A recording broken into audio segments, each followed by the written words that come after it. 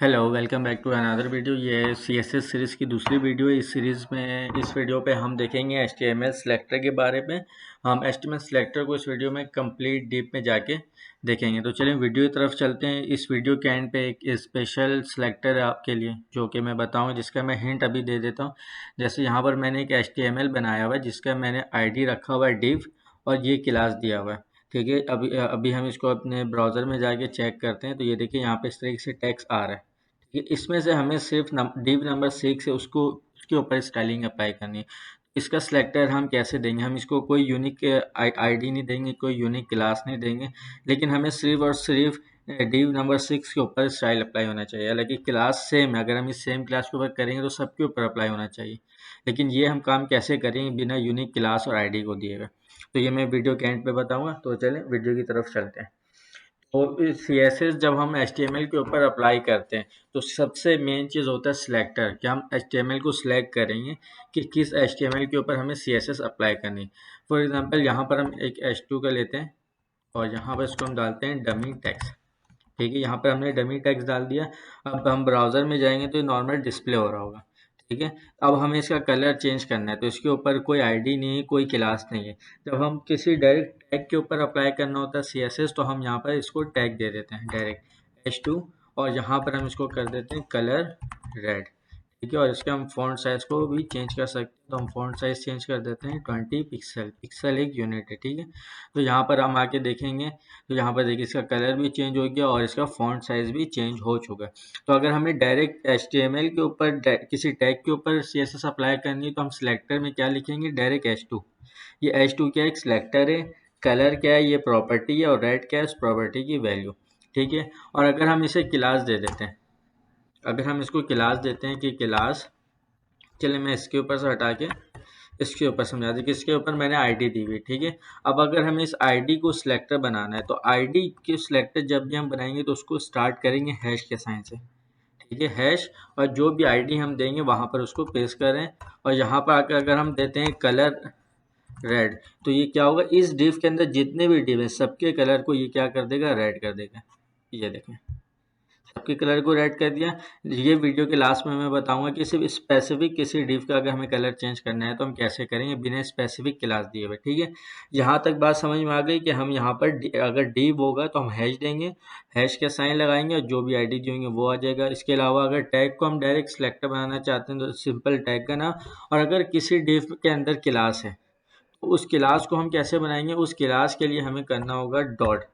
Hash ID के लिए हम हैश लगाते हैं, हैश का साइन, और क्लास के लिए हम डॉट का साइन लगाते हैं। उसके अलावा हम आगे जो भी क्लास नेम होगा वो दे देंगे। ठीक है, हम इस क्लास नेम को चाह रहे हैं कि अभी हम इसको हटा देते हैं। ठीक है, अब हम चाह रहे हैं कि जो भी अंदर चाइल्ड है div1 div2 सब में क्लास सेम है, तो हम एक ही क्लास के ऊपर अप्लाई करें, वो सबके ऊपर अप्लाई होगा क्योंकि सबका क्लास क्या है? सेम है। सही है, तो यहाँ पर हम इसको अभी दे देते हैं कलर, इसका कलर हम कर देते हैं येलो। ठीक है, तो अब हम आगे अपने ब्राउज़र में देखते हैं। तो ये देखिए यहाँ पर जितने भी टैक्स है सबके कलर क्या हो गए? येलो।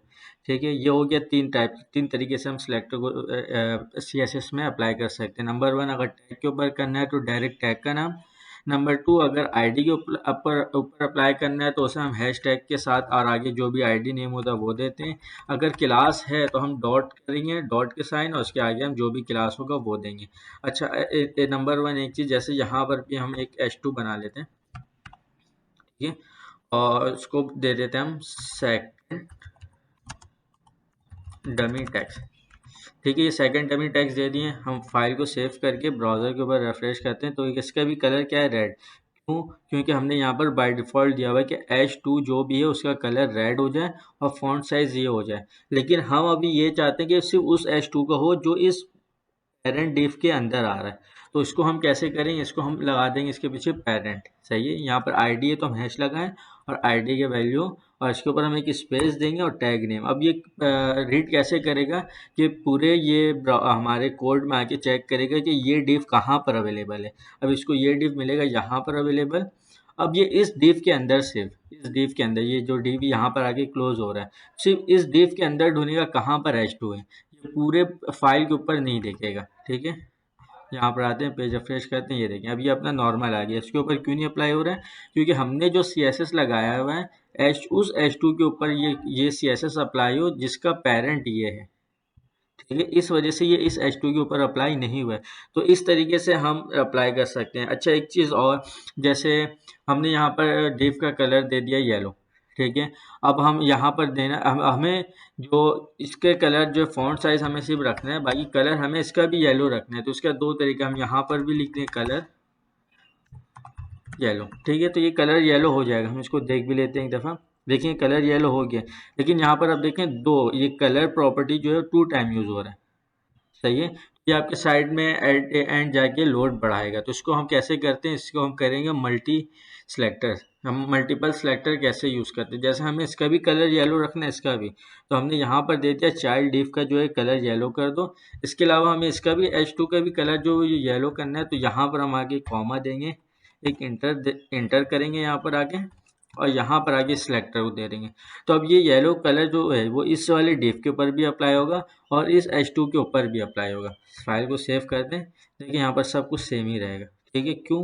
क्योंकि हमने यहाँ पर मल्टीपल सेलेक्ट लगा दिया, ठीक है। मैं दोबारा से रिकॉल कर लेता हूँ।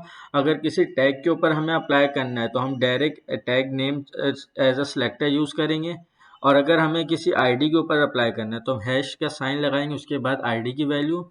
अगर किसी क्लास के ऊपर, क्लास को हमें सिलेक्टर बनाना है तो डॉट साइन लगाएंगे हम, उसके बाद हम जो भी क्लास की वैल्यू होगी वो लिख देंगे, ठीक है। अगर हमें किसी स्पेसिफिक पेरेंट के अंदर के वाले किसी एलिमेंट को हमें CSS अप्लाई करना है तो उसके लिए यहाँ पर हम पेरेंट यूज़ करते हैं, और उसके बाद ये H2 के ऊपर हम आए, या हम div इसके अंदर हम कुछ भी और मज़ीद, लेकिन ये तरीका इसी तरीके से पेरेंट अगर किसी स्पेसिफिक H2 पे आप लगाना चाहते हैं तो, ठीक है। और अगर हम मल्टी लाइन देना चाहते हैं CSS सिलेक्टर तो हम यहाँ पर कॉमा, इसके अलावा बहुत यहाँ पर मल्टीपल जितना चाहें आप लगा सकते हैं। जैसे हम यहाँ पर डिव लगाना चाहते हैं तो डायरेक्ट डिव, अगर यहाँ पर कोई हम और कोई एक्स्ट्रा आईडी है जिसको हम लगाना चाहें, वहाँ पर हम यहाँ पर उसकी आईडी वैल्यू लिख देंगे, ठीक है। तो यहाँ पर क्या करेगा, ये सबको एज अ सिलेक्टर लेते जाएगा और सबकी कलर जो है येलो करता चला जाएगा। अच्छा, ये नॉर्मल हो गया सिलेक्टर, जिसमें मैंने बता दिया आईडी है डायरेक्ट टैग, अगर पेरेंट लगाना है तो कैसे हम लगाएंगे, और मल्टीपल सिलेक्टर कैसे यूज़ करेंगे, ठीक है। तो यहाँ तक हमने कंप्लीट कर लिया। अब जो वीडियो के स्टार्ट में मैंने कहा था उसके ऊपर हम लोग चलते हैं, जो कि स्पेशल है, जो कि थोड़ा स्पेशल सिलेक्टर है ये, ठीक है। अभी मैंने यहाँ से सब कुछ रिमूव कर दिया है। यहाँ पर आते हैं, हम ब्राउज़र को रिफ्रेश करते हैं। देखिए अभी यहाँ पर ये नॉर्मल div1 to div8 है, ठीक है। हमें अब इसके में कोई स्पेसिफिक क्लास नहीं लगानी, कोई आईडी नहीं लगानी है, लेकिन हमें सिर्फ और सिर्फ नंबर 4 नंबर 5 वाले का कलर क्या करना है, रेड करना है, ठीक है। मतलब हमें CSS जो अप्लाई करना है वो सिर्फ स्पेसिफिक 2 डिव के ऊपर करना है, बाकियों के ऊपर नहीं। हालांकि क्लास सबका सेम है, पेरेंट सबका सेम है। तो हम इसको किस तरीके से देते हैं, सबसे पहले हम यहाँ पर पेरेंट ले लेंगे। पेरेंट क्या है, ये देखिए पेरेंट डिव, क्योंकि ये आईडी है तो यहाँ पर हम हैश ले लिए, हैश के बाद पेरेंट वैल्यू। अब इसके अंदर किस चाइल्ड के ऊपर, इसके अंदर जो चाइल्ड है, चाइल्ड किसको कहते हैं, जैसे एक डिव है, इसके अंदर बहुत सारे डिव हैं, तो ये जो पेरेंट है ये सब इसका ये अंदर जो भी डिव है वो सब चाइल्ड कहलाएगा। इन सब का पेरेंट कौन है, जिस डिव के अंदर सारे बने हुए हैं, ठीक है। तो यहाँ पर हम ये किस डिव, इस डिव के ऊपर लगाना है, तो यहाँ पर हम दे दिए पेरेंट डिव, पेरेंट वाले को उठाया, उसके अंदर चाइल्ड को लगा दिया, ठीक है। अब यहाँ पर हम एक साइन लगाएंगे कोलन, और यहाँ पर लिखेंगे NTH, इसको बोलते हैं nth डैश, ये लिखा हुआ आ गया चाइल्ड। अब यहाँ पर हम राउंड ब्रैकेट लगाएंगे, ये हमारा हो गया सिलेक्टर कंप्लीट, और यहाँ पर हम ब्रैकेट ओपन क्लोज कर देंगे, और ठीक है, और कलर कर देंगे हम रेड। इस फाइल को सेव करते हैं और अभी ब्राउज़र में रिफ्रेश करते हैं, अभी कोई भी फ़र्क नहीं पड़ेगा, ठीक है। अब देखिए हमें नंबर 4 और 5 में लगाना था, तो हमें सिर्फ यहाँ देखिए डिव हम काउंट कर लेते हैं 1 2 3 4 5 6 7 8। अगर हमें नंबर 4 डिव में लगाना है तो यहाँ पर हम आके लिखेंगे नंबर 4। फाइल को सेव करते हैं ब्राउज़र में, देखिए सिर्फ नंबर 4 के ऊपर अप्लाई होगा, इसके ऊपर मैंने कोई स्पेसिफिक आईडी, कोई स्पेसिफिक क्लास नहीं दी है, ठीक है। इसी तरीके से आप इसमें मल्टीपल सिलेक्टर लगा सकते हैं, ठीक है।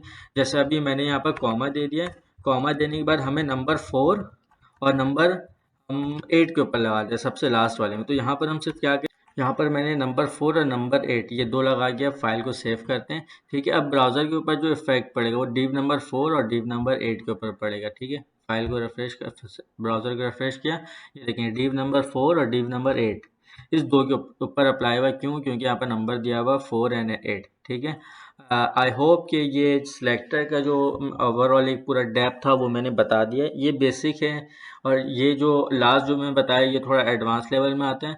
इसके अलावा और मज़ीद तरीके से भी हम सिलेक्टर लगा सकते हैं, लेकिन वो इतने यूज़ नहीं होते हैं। अगर आपको वो उस चीज़ की भी वीडियो चाहिए कि और मज़ीद डेप्थ में बताएं, तो आप मुझे कमेंट सेक्शन में बताएं। मैं उसके ऊपर और एक वीडियो बनाऊंगा जिसके ऊपर मैं मज़ीद और सिलेक्टर के बारे में बता दूंगा कि और सिलेक्टर किस किस तरीके से करते हैं। उसका मैं एक हिंट दे देता हूँ। जैसे कहीं पर हम इनपुट का टैग यूज़ किए हैं, ठीक है। अब यहाँ पर इनपुट टाइप जो मैंने लास्ट एचटीएमएल सीरीज में बताया था कि जैसे टाइप नंबर होता है, ठीक है। और एक इनपुट ले लेते हैं हम जिसका टाइप हम लगा दे देते हैं टेक्स्ट, ठीक है। तो अब हम यहाँ पर अगर इनपुट को टैग के ऊपर इनपुट टैग को हम सिलेक्टर बनाएंगे तो ये इसके ऊपर भी अप्लाई होगा, इसके ऊपर भी अप्लाई होगा, ठीक है। ऐसा हम कैसे कर सकते हैं कि ये जो टाइप है, जो भी हम CSS लगाए वो सिर्फ इनपुट टाइप नंबर वाले के ऊपर अप्लाई हो, वो सिर्फ CSS इनपुट टाइप टेक्स्ट वाले के ऊपर अप्लाई हो। तो ये आपका एक टास्क भी है, इसको एज अ टास्क लेकर चलें। अगर ये आपसे हो जाता है तो ठीक है, नहीं होता है तो इसके ऊपर मैं एक और सिलेक्टर के ऊपर वीडियो बना दूंगा जिसके ऊपर मैं और डेप्थ में कंप्लीट बता दूंगा सिलेक्टर के बारे में। आज के लिए इतना ही, मिलते हैं किसी नेक्स्ट वीडियो में। Till then good bye.